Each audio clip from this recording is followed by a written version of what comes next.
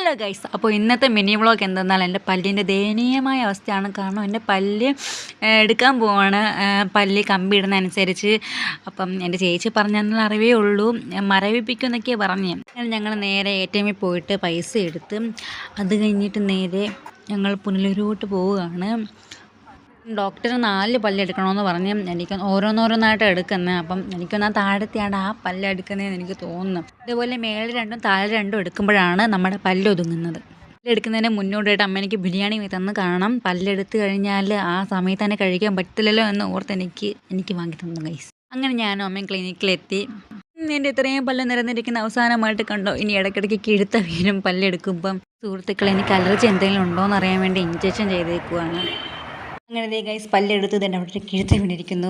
ഇപ്പം വേദനയൊന്നും അത്രയില്ല. പിന്നെ അമ്മ എനിക്ക് ഐസ്ക്രീം വാങ്ങി തന്നു പല്ല് വേദനയ്ക്ക് വേണ്ടി. ഇന്നത്തെ മിനി വ്ളോഗ് ഇത്രയുള്ള. എല്ലാവരും സബ്സ്ക്രൈബ് ചെയ്യാൻ മറക്കല്ലേ. Bye bye.